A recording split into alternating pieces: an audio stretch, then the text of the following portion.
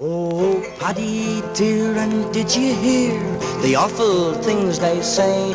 Princess Margaret and Lord Snowden, they've joined the IRA. Ah, they're drilling in the mountains to the sound of the fife and drum. Young Tony's taking snapshots while young Maggie fires the gun. While young Maggie fires the gun, while young Maggie fires the gun. Young Tony's taking snapshots while young Maggie fires the gun. When the news reached Dublin Castle, the Valera jumped with joy. Says he now Jones the camera, he's a decent Irish boy. And as for Princess Maggie, she's the darling sweet Colleen. I'll spread the news through Ireland from Strabane to Skibbereen. From Strabane to Skibbereen, from Strabane to Skibbereen. We are here in Connolly Books today, recording an interview with veteran Kilkenny Socialist Republican Richard Behal.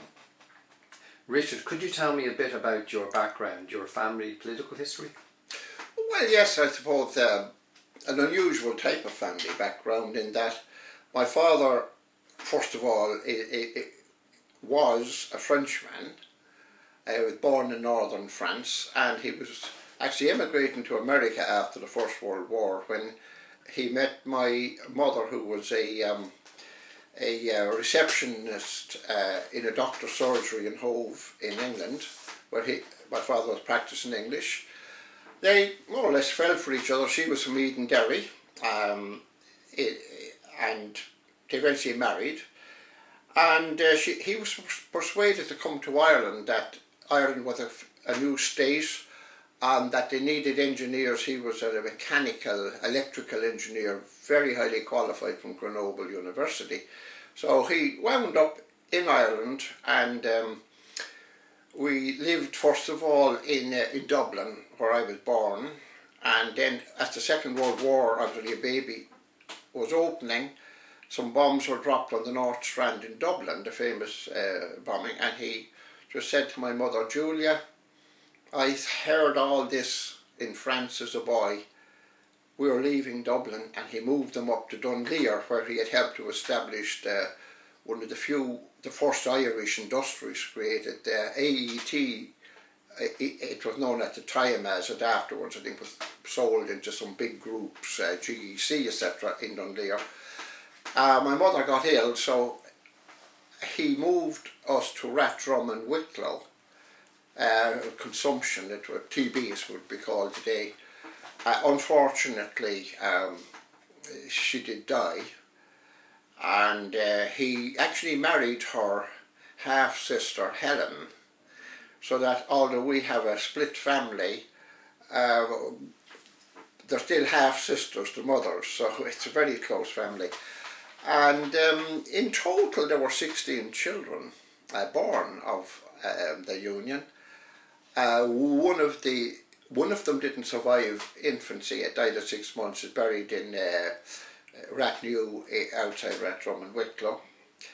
And we eventually went, when I was probably beginning my teens, we moved to Enniscorthy in Wexford, but my father was very interested in creating employment, which he'd done in the war years in Rathdrum. He gave making plugs and sockets for the ESB when nothing could come in from abroad, and he made them out of practically scrap, like, you know, the old creameries, copper pipes and everything. I remember as a child helping with a hacksaw to cut them, and then he'd be flattened and to make contacts in brass, and then he had mould in them, and he made his own machinery and moulds to create the plugs and sockets, and actually several million of them were made. Some of them are still to be found in old houses, still working.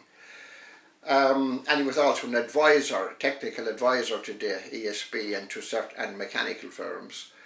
In Enniscorthy he wanted to improve on his own small firm, which he always kept, Mech Electric Limited, and they got an old mill on the Borough River outside of Enniscorthy, where there was he put in a turbine and generated his own power, and ran the factory there in Kilkenny, and employed quite a few people, and also did a second business with a local in a Scotty man, Davis, and they started processing honey. It was the Wexford Honey Company, where they skimmed it and centrifuge and bottled it. And that's where I went to the beginning of secondary school. I had done my primary in Rathdrum.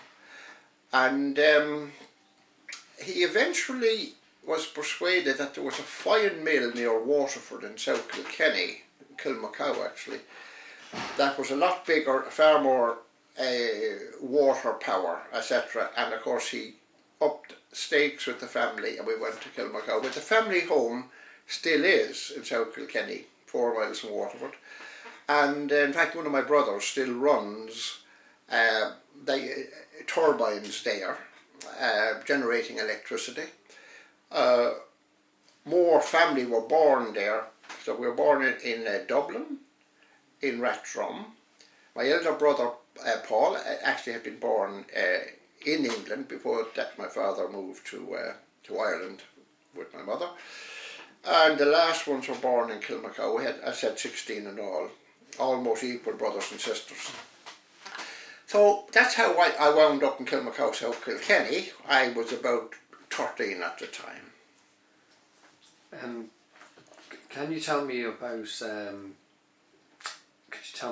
when you first got involved in the Republican movement, and could you tell me about the Republican movement in Kilkenny prior to Operation Harvest, please? Well, it's hard to say when one actually got involved. I know the time, the dates I did get involved, but what led up to getting involved, because ours wasn't what would be called, one because of my father, of course, and the other my mother, who had died when I was quite young. So there was no republicanism as such coming at me through the family.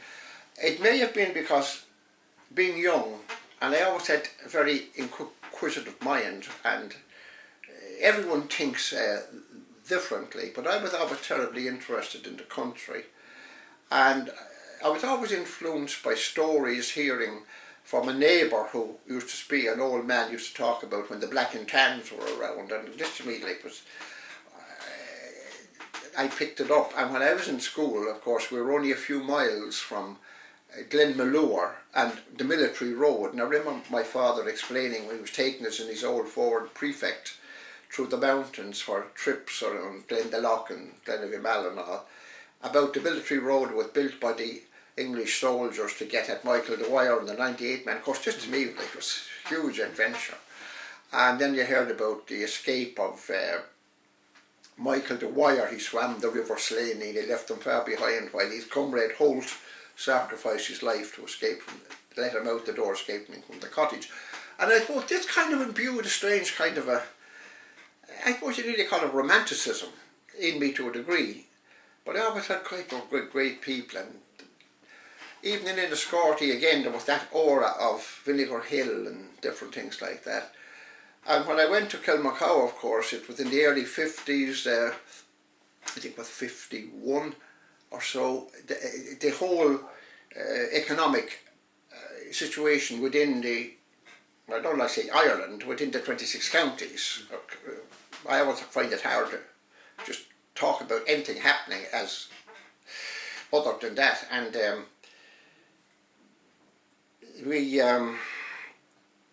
I kind of lost the trend there. Yeah, we were talking how you sort of how Oh, you got yes. involved in politics, how you got Yes. involved. Anyway, in Kilmacow, as a young man then grown into my teens, there were some older Republicans. It shows you how the mantle can be passed on, but there was no active Sinn Féin coming, or there was no active anything to be seen. It was just a depressed period with very little money and work around, and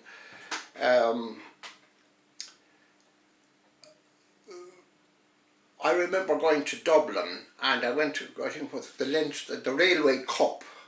There used to be a Railway Cup one time, competing where we used to go up on the train. Which became the league, isn't it, eventually? And Yes, so, I think they've changed it now to the league or something, you know, but I know at that time it was the Railway Cup. Yeah. And I got up to Dublin, I was going to Crow Park and probably going down Gardner Street or Jones's Road, and I would have been now quite youngish, you know, probably 16, 17, and someone was selling the United Irishman, the newspaper, which was the Republican newspaper then, and first time I ever saw it. In the meantime, it coincided with the raids in Omagh and Armagh, and big headlines in the Irish press. Armagh barracks raided, so many hundreds of rifles, and of course this was grist to the mill of my imagination and mind and the way I felt about things. And it was only really dawning on me when I was turning about 9 or 10 that in fact the problem in Ireland, it wasn't just history with Michael Dwyer and the Fenians and Finn McCool all the way back. You know, the whole, well, certainly within the era of British occupation of Ireland for, you know, about 800, 900 years, that wasn't in the past. That in fact our country still had occupation in the north, and there was a kind of an apartheid state there where, based upon stirring up religious feeling, Britain could then rule, divide and conquer.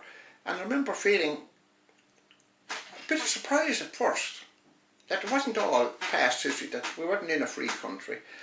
And then with the Armagh and Omagh raids and things speeded up in the 50s, and then I got the United Irishman and things, and I remember coming home thinking, how do I contact someone, how do you get involved? And I was away, like, you know, and this old man, Patrick Doody was his name, who lived in Kilmacow, an old farmer man, but he had been, as a young man, bringing dispatches as a kid going to school for the IRA around Waterford, South Kilkenny and Tipperary, and he was still there preaching republicanism.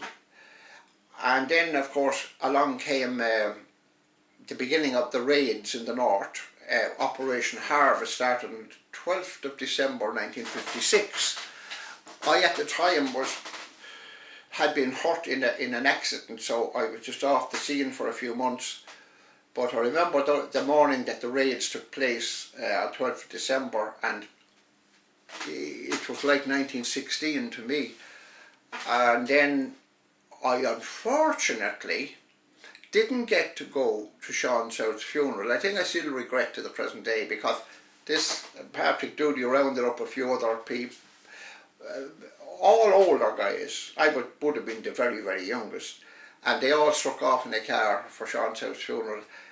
I should have been in that, I still regret it. But as I said, I was hurt around that time in a bit of an accident, and lucky I wasn't killed. And when I came out of the hospital after some months, and there was some talk about we should form a Sinn Féin Common, so we did, and that was in 57. And I remember thinking, well, yeah, okay, but this is political, and while it's important to know history and have a political perspective, and to also have a sense of natural justice in you. I mean, I always hated cruelty to people, cruelty to animals. I always admired the environment. So I think republicanism to me was kind of semi-natural to my nature, at least what I think is my nature.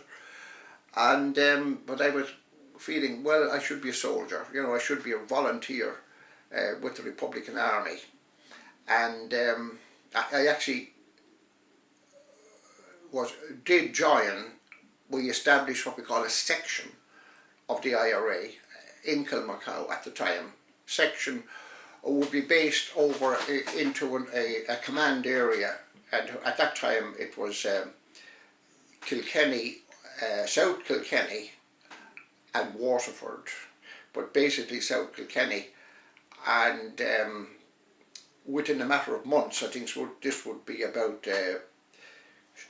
late 63, we were actually training, and I remember the very first night I was heart beating in this old cattle byre in an obscure place near Kilmacow. 3 or 4 of us who had all joined up and were told this officer was coming to talk to us, and so we thought it was God coming down from heaven, like. But we met, fell into line, given a lecture about why the armed struggle continues. It's not new, it's 16.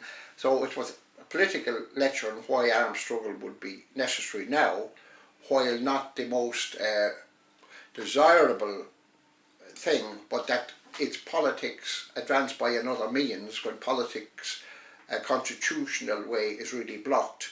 So it all made sense to me, but I was already imbued with that inner feeling. I suppose some people, particularly some very advanced socialists, always say, oh, we don't want Patrick Pearse's, you know, it's all the bread and butter working class issue. I think they do something very, very, very valuable, in that you do actually need the combination of political idealism as well as practical down to the ground view of economics, who controls economics, what are the whole forces behind society. And it's actually a combination of both, and I always felt that Pearse and Connolly very much brought that out together. When Connolly provided the working class down to earth human element of it, and Pearse brought the idealistic but also very, very practical view of it in another way. And with the marriage of the two forces, and as Connolly admitted at the time, that no matter how you have a working class socialist or human democratic view of life, you can only do something about it if you have the control in your hands. But you can have all the theories of working class, this, that and the other in economics, but if it's another class, if you want to go into class structures controlling everything, well, you can talk away forever and you can march away forever, but it's futile if you haven't got your hands on power. Just taking you forward there, just when you're talking about the political thing, well, what was your view about the type of political thinking that went on in the Republican movement in the mid to late 60s? Would you repeat that? Yeah. Well, can you tell me about, what was your view about the type of political thinking that went on in the Republican movement in the mid to late 1960s? This was after Operation Harvest. Yeah. Well, yes, I will move on to that, but I want to also say that I wasn't just all talk. I actually took part as a volunteer on the border in Operation Harvest. I met a lot of the volunteers there, and I think that's where I really cut my teeth. So I was an activist and took part in military operations. With the ceasefire and the dumping of arms as distinct from the decommissioning of arms, okay, we then had a period between 1962 and 69 that was very flux. To a large degree, there was a feeling of elation in that, having been down, and I speak about republicanism now in general, and the whole view of a united Ireland and moving towards it and fulfilling the 1916 Constitution and the First Dáil and all of the great declarations, moving back to where the Second Dáil was and on, there was a feeling, well, now we've got out of the doldrums of the 1940s, where with the executions and the internments and everything, the heart of the movement was crushed into the ground. There was only a few people still kept the little spark alive, and it was the building up for the 50s campaign by all of the different veterans involved that come through the 30s to 40s, some back to the 20s, that relit that fire for Operation Harvest. And then Operation Harvest, while it militarily would seem to have failed, it was the same as 1916, people had failed, you know. But it didn't, because you take a military action for the subsequent result that comes from it, politically. And the border campaign in 1956 showed, number one, that the fight wasn't over, that the dream wasn't over, and that in fact Irishmen were still as brave as ever and were prepared to fight under the right conditions for the right cause. And that it had built new links, it had put a new confidence into Republicans, especially when 4 TDs were elected during the 50s to 60s campaign. So I was feeling, yeah, we can move on. But there was also a re-evaluation. Well, look, basically all the people really saw were raids across the border and some explosions further deeper in the north. Northern people, but mostly southern volunteers, I have to say. The north didn't rise on that occasion like they did later in 1969, because the conditions were somewhat different. They were more beaten down. I would say on the border, for every volunteer I met from the north, you'd meet 5 or 6 from the south, so it was, nonetheless they were there. In the 60s, there was this, maybe we were too militant. Obviously we hadn't explained enough to the people, because at the end of the day everything is bread and butter. It comes down to that. It's bread and butter issues at the end of anything, no matter what struggle it is, whether it's political or military. At the end of the day it's people's lives, what they have, what's in it for them, will this advance their life and make it a better life. So there was an intense internal scrutiny in the mid-60s period within the Republican movement. Notable people, of course, doing that would have been Cathal Golding, Seamus Costello, Roy Johnson, of course, who would have been very, very influential in that, having come, I think, from the Communist Party in Britain or somewhere, and Sean Garland, and you know, lots of people of that who had all been involved in the military campaign as well, had a good history behind them, but who had come to the conclusion, and rightly so, that military action on its own was self-defeating. You could only go so far, you can make heroic stands, but you weren't going to win. It's what it was coming after. So you had to put the social dimension, the working class dimension, if you like, the democratic dimension to it. You had to put that to it to get the public properly behind you and to achieve victory. However, as with everything in Ireland, the pendulum seems to swing, and in the mid-60s it went from a pure military campaign practically, with little or no political explanations from 56 to 62, to now nothing but political agitation and political, and almost eschewing completely the need at any time that you may have to take military action resistance. Because if you stir up those in control of society with marches and with agitation, like did happen in the north later on, why it exploded, those in power are going to react with violence. It's the same all over the world. It's a science of humanity. So to actually have allowed the to have allowed the IRA, the Republican Army, to have almost gone into abeyance then during the 60s, and where ammunition was being fired off in training camps, I think more to get rid of it than anything, because this idea was out, or the day the gun is probably gone, or will only come back in the future when we have the people sufficiently politicised.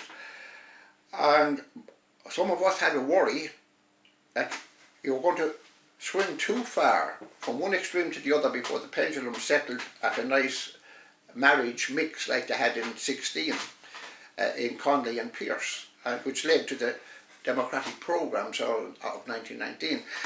So we did take quite a few militant military actions in the mid-60s, mostly the South Kilkenny section of the Republican Army, some of which were not illegal against the Republican Army, or how would I say, unauthorised, sorry, it's the word I should have used. They were and they weren't authorised. I mean, you had the case of the funeral of Desmond Swanton, where we felt he had died in a very noble cause and trying to prevent the de Valera, for instance, at the time, unveiling the cross in the Republican plot over people who had died for an All-Ireland Republic, and yet he and his government had been jailing us up to the time and had internment and had executed even former comrades in the 40s. So we just, a bit of a desecration, and we felt that Swanton had meant well, and even though he took unofficial action against a headquarters that didn't clear it, he gave his life for it. And if anything, Swanton's blood really unveiled that monument in the Republican plot. A very high price to pay. And while later in the day Dave might have pulled the cloth down over it when they had put it back up and all this, in my mind it was unveiled as a sacrifice by the blood of Swanton. So we went from South Kilkenny, and we had a few friends of like mind with us who were kind of slightly inclined to be maverick, or if you like, working a bit out, stretching the boundaries of army rules. We went down and we helped, and we joined in the Guard of Honour, etc., and felt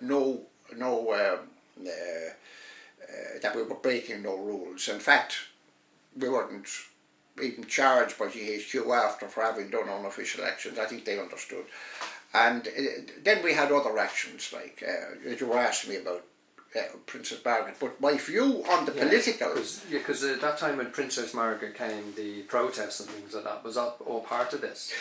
Yes, what had happened was it Princess Margaret's honeymoon? Is that why she was here, was it, or something like that? I don't think she was married to Townsend. Okay, or maybe she was. I'm sure she was. I doubt it. No, probably. I'll change that. I'm sure she must have been, because in those days I don't need to be that forward. I think maybe it was a late honeymoon or something. There was something, and she came to cousins of hers in certain ascendancy castles and houses in Ireland. Word was sent to us, and I would have believed that it did come down the line from Dublin, and possibly cleared by Golding. Is this about 1965? Is that the 64. Okay. 64, and this was the first royal visit since, oh God, the turn of the last century. Queen Victoria. Yeah, so it was a seminal, you know, it wasn't just a quiet visit to relatives. Like, she represented the royal family, who represent legally the British state. The Queen being the supreme commander of the army. It's not just an honorary title. She actually can, and the book stops with her or the king, whoever, Queen or king. This was kind of testing the waters in Ireland as to whether we were anglicised enough again to kind of bring us back as bold children into the fold of the Commonwealth. And what was happening was one or two British warships around that time started to appear in what they call courtesy visits. And we felt that, you know, that NATO, we were getting embroiled in international affairs. NATO was extremely anxious that Ireland would not be a Cuba, because they have this paranoia during the Cold War between the Warsaw Pact and NATO, and that they had this rebel history in Ireland, and you weren't quite to be trusted. That we better, where there was a revolutionary potential, that it be brought into NATO. So there was a softening up process to get the southern ports reused as NATO ports. That would be all Waterford, Dublin, but particularly the big ports in the south like Bearhaven, Cove and Castletown Bear, where the British fleet used to be based. Because by now all these submarines in the Atlantic and listening devices, we were very, very strategically placed in Europe as a supply area, an offshore island that had to be sure of.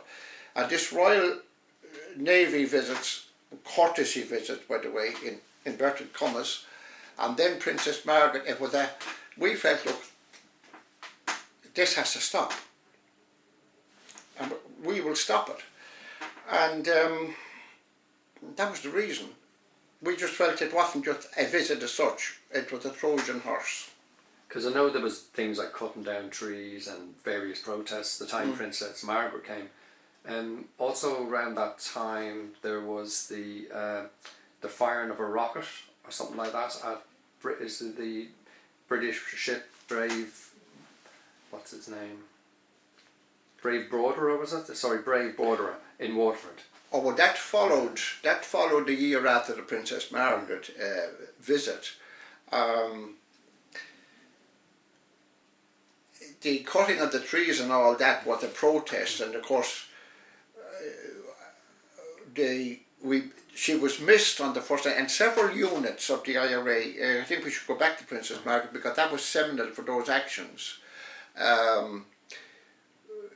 Orders did come through down the line that the IRA were approving of protests and cut trees and block roads and draw attention that this royal visit was not going unprotested. Though no intent or instructions to endanger, but certainly to show that this softly catchy monkey policy wasn't going to go unmarked. So it was agreed to block the road so that she couldn't get into Borr where she was going that night. And so volunteers from different parts of the Midlands and everywhere, we all turned up on a road by pre-arrangement, and I remember arriving that night and there was something like about 20 motor cars parked along this little bogged road up in the Midlands on the way around Borr, and lads, everyone trying to look inconspicuous with big cross-cut saws with them, and we had raided a few foresters' huts and we got the chainsaws, which were fairly new items at the time, back in the 60s. And, I mean, I could be talking forever. It was funny, you can nearly write a book on it, but we all then took different roads to fell the trees, that when the convoy would come from Dublin, from Casement Airdrome probably, that the road would be blocked. It was just that. It was an inconvenience, and then to grab the news, it was, if you like, propaganda publicity by deed. So most of the roads were blocked, and we had some narrow shaves, I can tell you, but we took extraordinary precautions not to hurt anyone, because when cutting timber is very dangerous, falling trees across roads, even though it was coming up at night time, and we knew when the plane was due to land in Casement, and we knew, and we also knew, it wasn't Casement then, but Baldonnell then, and we knew, so we reckoned about amount of time with Garda escorts, so we knew I think they were coming up around 11 o'clock at night, and it was winter, you know. So there wasn't that many cars on the road in the 60s, but nonetheless, we didn't, under no circumstances did we want to hurt anybody or bad accidents. So we actually had stolen, you know, those old paraffin lamps they used to have at roadworks. Oh, yeah. And then we'd light them up and put them on the tree, went down. And it was a good crowd. I think there was about 40 to 50 volunteers that night in different areas involved. We were just one of the sections from South Kilkenny. And her convoy just got through on one road where one section were cutting a tree with cross cuts, and we were only sorry that we didn't have more cross cuts because we brought these bloody chainsaws and they were, oh God. However, we cut trees and we blocked our road, but the one road, the tree was just falling when the convoy came, and the convoy passed, and when they saw cars they stopped cutting for safety, but in fact it was the Royal Convoy. Oh, right. So and the convoy wasn't well gone, and they said we can't leave the tree half cut, so they just gave another little cut or two, crashed. So she was almost succeeded, but our unit in South Kilkenny, we were very frustrated by it. It was kind of a joke, Osher Paddy couldn't even block a road, you know. So three of us decided we'll go up and reconnoitre, because we had information that she was going to go from there to what do you call it? Not Port. Was it Abbeyleix Castle? Abbeyleix. Yeah. So we're going to go to Abbeyleix on such and such a day. And they were going to have a big ball or something. Yeah, so we decided, this was only barely mentioned on our programme, so the operation that night was successful, got publicity and everything, but we didn't actually stop her. But, okay, it was done. So as far as the authorities and everyone's concerned, it's over. But they knew now there was someone prepared to take some action. So they doubled up the escorts and doubled up everything for the movement to Abbeyleix. And we knew whatever chance we had before, the same tactic, cutting trees, wasn't going to work. And we decided, well, we're not just going to call it off, because we were full of fire. We were a kind of a strange section in South Kilkenny. We decided we were going to have another go, but with no point going in against the castle because they'd be shooting. The special branch were bound to be reinforced and were bound to be dangerous, and probably our own British Secret Service security. So it had to be something different, and myself and another volunteer, in the middle of the day, nicely dressed, suits and ties and looking nice, and drove up right to the door of Abbeyleix Castle, the house, knocked on the door and came out. Yes, and we said we're from the Press Association, and just making a preliminary visit to make sure that we know the house, so that we take good photographs and different things. And oh yes, and they were very nice to us. They fell for us. They were innocent days, and what we were doing was having a look around to see what we could guess at. And what I noticed was, coming back out, that there was a high tension ESB system coming into it, 10,000 volts, and into a transformer and feeding the castles. So we decided to spur a line. So the following night we gathered up some more volunteers. We're all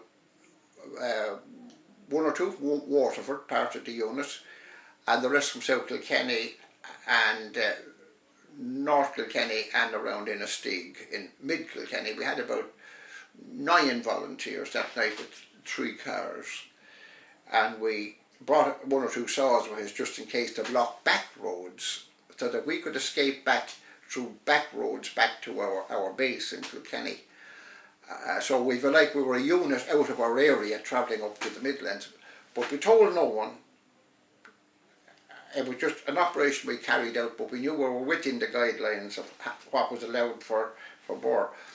And we travelled up, and we had made a very good bomb in a very strong steel container, but open on the top, and we laced that in between the top layers of gelignite bicycle chains, because the idea was to throw a rope over the wires and have the bomb then tied under it with the bicycle chains in it, and then pull the rope and pull the bomb right up under the wires. Now, a very tricky, dangerous operation, in that we didn't use any electrical detonators, because electrical detonators, if they come in proximity to magnetic fields, can explode. A lot of volunteers have died that way over the years. With burning fuses, so two burning fuses for double protection, if you like. If one failed, the other wouldn't. And so just 2 of us went on that operation, while the other guys went away from the castle, not anywhere near it, not any of the main roads, and she was already in the castle. We knew that she was on the news, we were there in the day, so we we're trying to block her coming in. What we're trying to do is cut off the Garda chase, and that we would have the way out on the little roads, no main roads, to get back to base, to Kilkenny. And it worked perfectly. We went down, and but the trouble is, it was a rainy night, started to rain, and I was getting worried because the rope was getting wet, and I wasn't, not being that high up in electricity as I should have been, was there any slight danger that the rope might conduct, it was too wet. And anyway, we took a chance, threw the rope over with a brick or stone that we got in wrapped wire and tied it stiff with a stone out of it. We managed to get it over. It was pitch dark, but we could see it silhouetted against the sky a bit. They came down, tied on the bomb, and after blessing ourselves, we've got to be honest with you, dealing with that kind of thing, you are dealing with with danger, especially the dynamite, the gelignite, or some of the stuff left over from the border campaign, and it was pretty old and weepy, and it's nitroglycerine weeping. I mean, you've got to be very, very, very careful.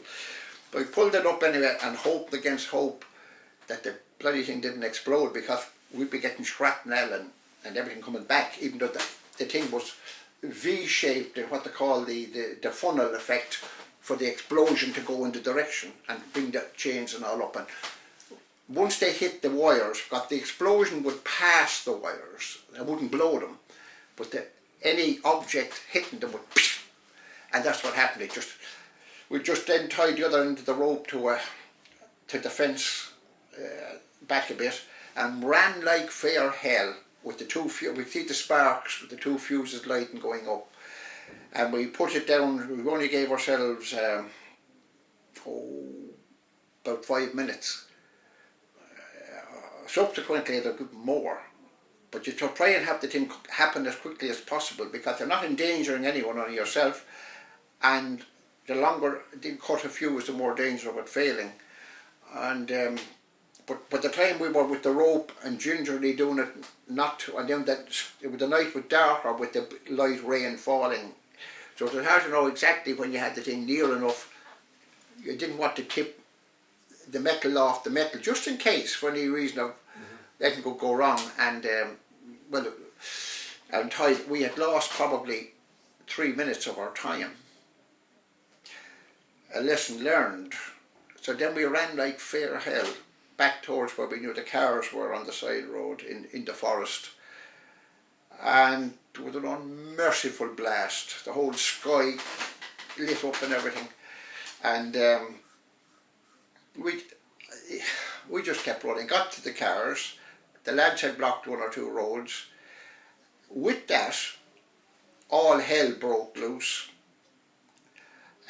We could hear shouting and roaring back at the castle. The whole castle went in darkness. The branchmen were all around it with Thompson submachine guns, and it was complete pandemonium. But some squad car, just we about to pull out, did arrive up one of these little side roads and ran out in front of it, put up their hand like, halt. We had 3 cars of volunteers, all doing their own, with several roads blocked. It was just a side road coming into our escape road. And well, we had brought with us, just in case of that contingency, a Molotov cocktail. So we lit that up and told the guard, look, no trouble, we're all Irishmen, like, you know, no nothing, just move off. And so the squad car got a lash of the Molotov. When they said, we have to do our duty, you know, it's like in a pantomime. And no arms, she had no arms. The only thing we had was the Molotov, and that was just as a means of some escape. And throw it on the road if necessary with broken glass and petrol to stop pursuit. But the guards just then concentrated on pushing the car away from the flames and putting it out. We just struck off down the back road to Kilkenny, and that was that. I know after that there was a lot of people arrested. Could you tell us something about the trial and the riot in Mount Mellick arising out of the protests against Princess Margaret? Well, yes, there were widespread raids that morning in Kilkenny, Northern County, because the Gardaí figured out very quickly that from the direction that we cut south down the back roads. But what happened was every Garda station must have been called on the alert in a big wide area, and in Callan in Kilkenny we would have been coming down one of the back roads there rather than the main Kilkenny Waterford road where we get to Kilmacow and Glenmore and over to Inistake and different places where all the different volunteers were dispersing. And there was a roadblock on this bridge in Callan because one of the local men that we were with mistook one of the turns. We were not supposed to go through Callan, but in fact there was a couple of Gardaí, and we just roared through the roadblock. We didn't stop, just kept going. But now they were aware it's the Kilkenny boys, okay? And so all raids were in, more or less in Kilkenny. So the usual suspects, as they say, they came to all our houses. But so we just said, what? Well, we're out courting women or something. They had no evidence of anything, except unfortunately in one case, one volunteer had brought a saw belonging to his dad, and he felt he couldn't dump it then once there had been a bit of an alert, or he could have just dumped it, bring nothing, but he brought the bloody thing home. And I think someone and another guy was, when the Gardaí raided him, when the turn up of his pants was sawdust. But so that could have come from anywhere. It was a farce of a trial. We were all arrested, but there was no evidence whatsoever, like, you know. So the first trial took place in Mount Mellick. And in Mount Mellick, I forget how many of us, I think there was about 10 of us lined up in the dock, charged with an affray, and nothing about explosions, or it was just what the government was so nice was play the whole bloody thing down. They didn't want this embarrassment. It was embarrassing enough for them, but this was double embarrassing, because all the cartoons in the paper were just a black piece in the paper, like, and two little voices in little, you know, in little white areas. Is that you, Anthony? But it was totally Anthony, you know, the photographer husband. Armstrong Jones. And is that you, Margaret, or something? In other words, who had who in the dark in the ball? Because they were dancing next to him the whole thing, because we'd blown the power. And of course they were panicked then, because all the lights went out and the branch were outside, and this massive explosion, and even though it wasn't within several hundred yards, it was back a fair bit, but like up in the sky and in case metal, with a good, you know, an unmerciful bang off it, more so than if it was on the ground or in a building. And so there was complete panic, didn't know where they were. So that was the royal visit, completely banjax, if you want to call that. And in fact, no royal visitor came back to Ireland until very, very recently. But it's again that over the past 10-15 years it's been a softly approach, and then finally the Queen of England herself, and then after that there's, oh look.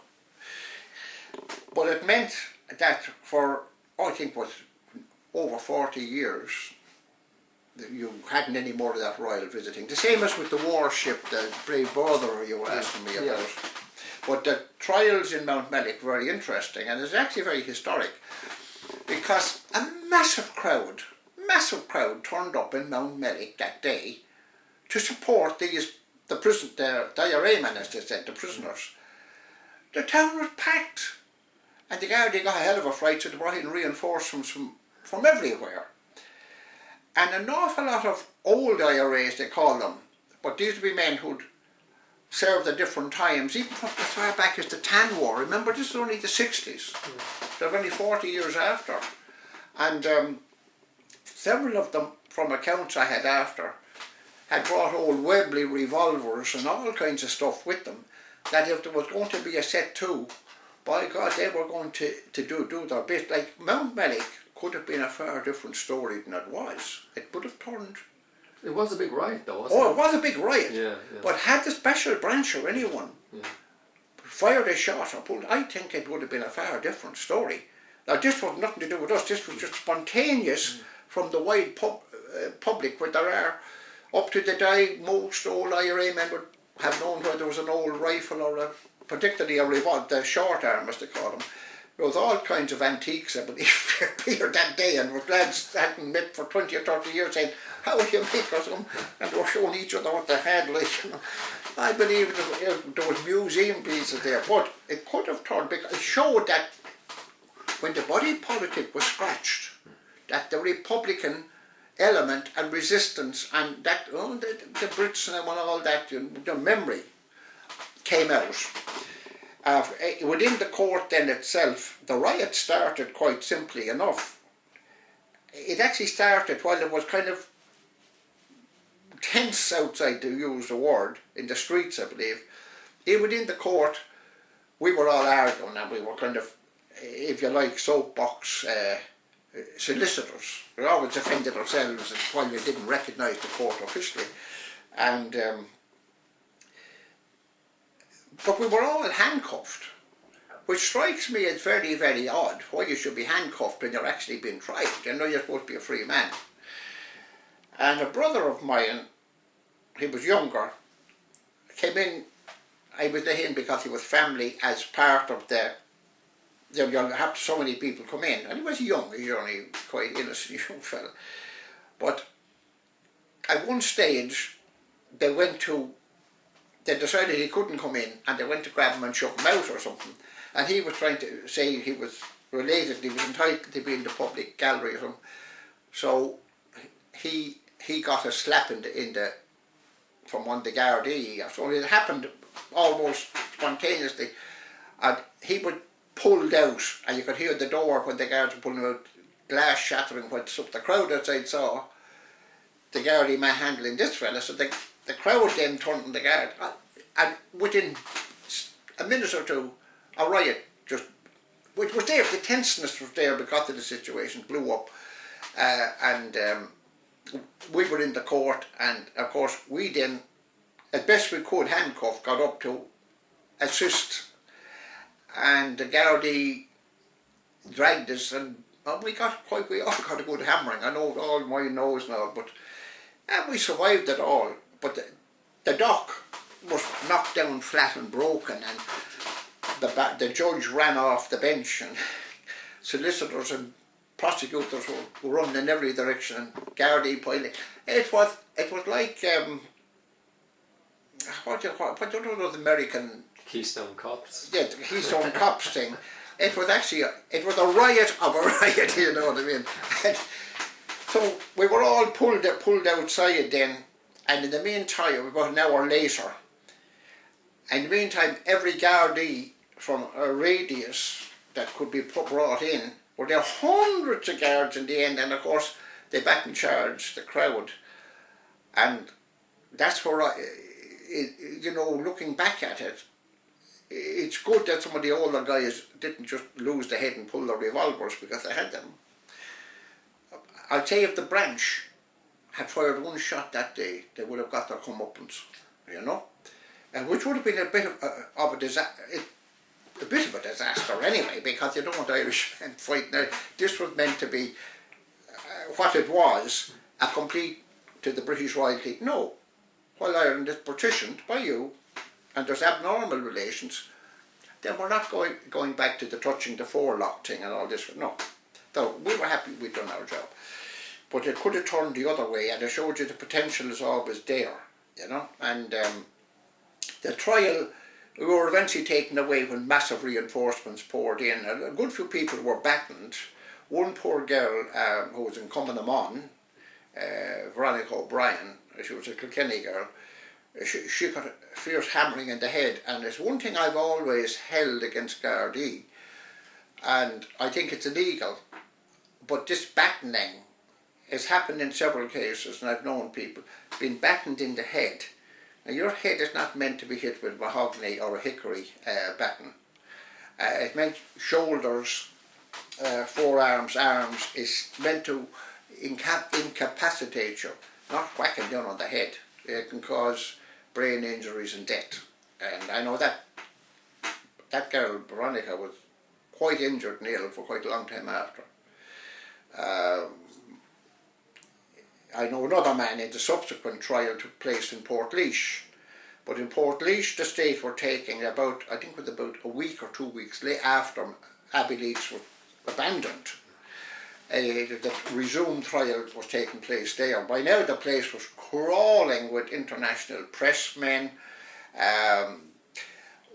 Gardaí. I never saw as many assembled in one place before. I think some of the army were held in reserve. The Riot squad of the Free State Army, or Southern Army, or whatever you want to call it. And I can't prove it, but it has been repeated to me several times after by Portlaoise people, that up on one of the roofs overlooking the courthouse, that there was actually a machine gun manned. But there was certainly, the state were prepared for big trouble that day. And luckily, the Republicans didn't rise to the base and come back to Portlaoise for a major battle with weapons, because it would have been, wouldn't have suited the type of publicity we were looking for. And it certainly wouldn't be good, because you drive a further wedge between Irishmen. So we've been very lucky over the years, and so has the state. Okay, there's not all one-way traffic. The state have been very lucky. The trial resumed, and we fought our case now, and there was no evidence against, except one guy with a saw. But that still wasn't enough evidence to convict anyone. Anyone can have a saw. You have a saw at home, and this wasn't near Abbeyleix. It was down in South Kilkenny. No one was caught in the job. No one had picked up anywhere. But the judge anyway said in the end, we had to be acquitted. There was no evidence. So we were all acquitted, except two guys who had the saw. And the judge decided he had enough on that, just to make some conviction, so he convicted them. And but I'm sure if the movement at the time were recognised in courts legally and took an appeal, they'd have been thrown out. There was nothing, and no statements, nothing. But just shows how things can happen. One unfortunate one of our group protested and said, that's impossible, he said to the judge. They couldn't be guilty, he said. Sure, I was with them. Right, the judge, you were guilty too. So it was funny. As I say, it was like the Keystone Cops thing. And we were all expecting to be set free there and then. The other two, the guys, I'm sentencing you three now, I think it was 3 months, for some minor charges. It's a joke kind of, but there were a couple of months anyway. And we're thinking we're all going this many, and he looks down at us and he says, I observed, he said, the way you behaved in the adjourned court, he said. And we were charged, actually an extra charge before him, with breaking the dock. But we said we couldn't have broken the dock, because when the police were grabbing us, the Gardaí, and we were all in the dock handcuffed, with the swaying, everyone, the whole front of the dock collapsed. So that was let go. And we were just on this original thing about disturbance of the peace, or whatever it was, minor charges.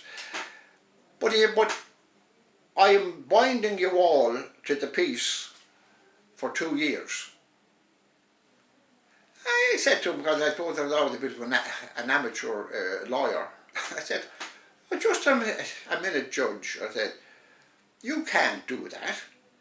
I said, we have been found guilty of nothing. You can't bind someone to the peace that there's no conviction against. And I could be wrong, but as far as I know, you can't. I think it's illegal. But he said, I don't care, he said, I'm binding the peace anyway. He said, sign the bonds. I turned to the lad and said, what do you think? He said, I'm not signing any bond, because that means you be of good behaviour for 2 years. I'll be as much as sneezed you're gone. I said, I'm not going to sign anything, I'm not guilty of anything. Now why should I sign anything? And all the boys said, yeah, same applies to us. So the whole lot of us were carted off to Mountjoy jail. Guilty and innocent alike, or acquitted alike, if you like. And so we wind up in Mountjoy. And did you get released then? Well, what happened then was, we were in Mountjoy a few weeks when a few other prisoners joined us in the meantime. There was a lad from Dublin, I remember, who was putting up postcards or something about the Queen's visit, supporting the actions that were taken. One or two others were shoved in. We had about 13 or 14 in Mountjoy, and we got, as usual, we got a certain little section for ourselves. Well, officially the state never admits political prisoners. But when you go in, the governors are wise enough over the years to know when you get a bunch of these boys, they're not going to wear prison clothes, and they're not going to do what the prison tells them, and so it's far easier just once you have enough men with you. But God help you when you're on your own at times, because you have to fight a hard battle, as I had to do some only about 6-7 years ago in Cork jail over Section 31. But when you're there with a group, it's amazing how quickly common sense rules, and you have the Republican wing or you have the Republican section. And that we were all together on our own, and word came that Casement's remains, Roger Casement, are going to be returned to Ireland from Pentonville, and such a time, and there was going to be a state funeral and everything. Now this was leading up to the 50th anniversary of the 1916 Rising, which was a very, very important period of time. And we said, well, that's grand. Like, okay, so the British don't want an embarrassment on their hands in 1916 anniversary of the Jubilee. Is that what you call it? 50th Jubilee anniversary. And we're too emotional. So they're actually kind of cleaning the place, like the Princess Margaret visit and things, you know, great friends, everything is normal and all, this kind of thing. So Casement home, so no.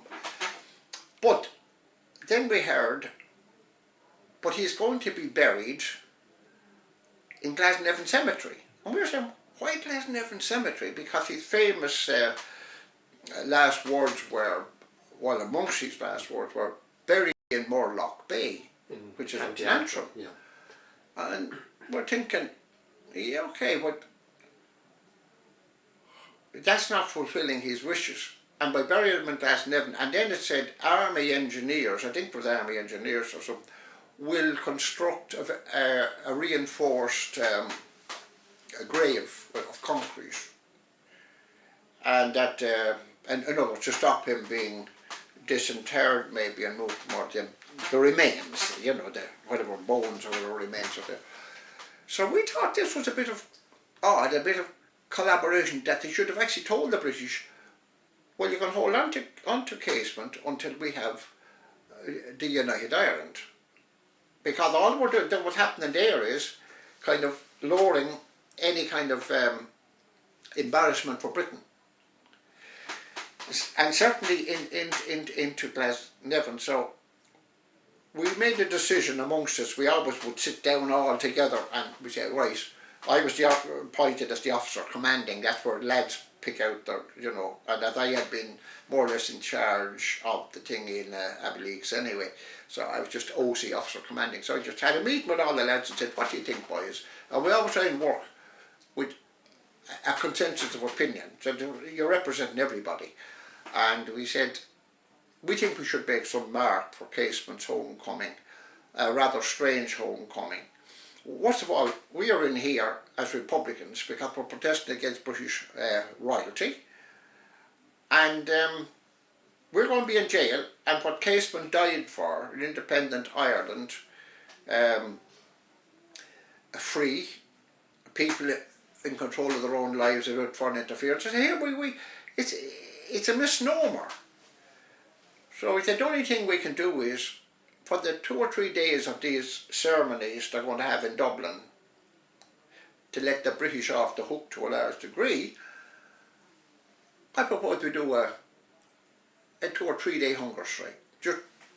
And that'll get a little bit of publicity, because we were now kind of news, you know, the Princess Margaret attackers, or what they called us, and all the jokes will be all there trying to take her off, Tony, as they called him, or were we in the darkness having the dance with her, and or what, you know, there were lots of jokes. It was actually very humorous with the public.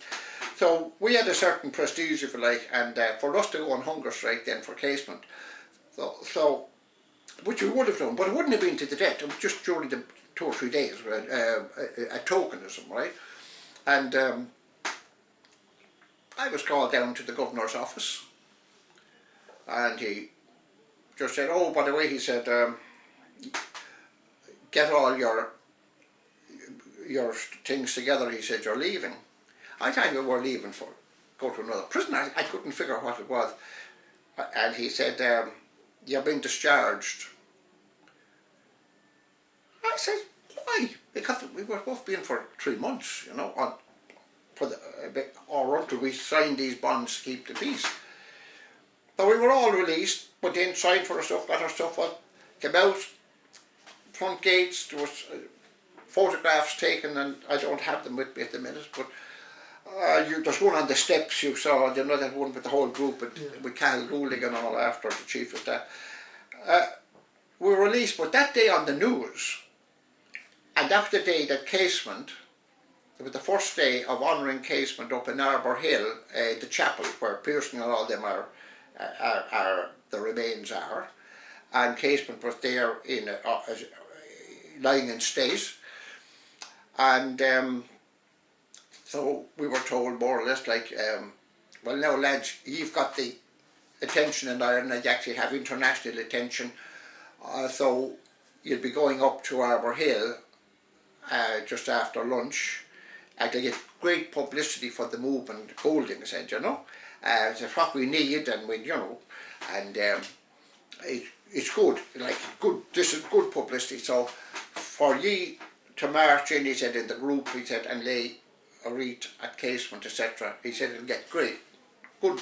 This is up in Glasgow. So to make a long story, long story short, we said, well now, just a minute, we decided that we were going to do a bit of a hunger strike inside Mountjoy, and I said, obviously the government heard this because we had announced it to the prison staff that we would be refusing food during the few days of this funeral. So the government must have said, geez, too big an embarrassment. So we were just thrown out actually of the prison. So we said to Goulding, Cahill Goulding, and I said, well now, with all due respects, we feel it's a bit of a travesty, and in a way letting Britain off the hook. It's honouring Casement and not honouring them at the same time.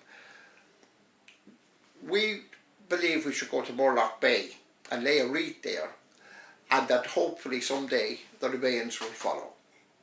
And said if we do that, that's going to cement the thing about Casement for the future. Obviously it's not going to happen now, but we think it should be done.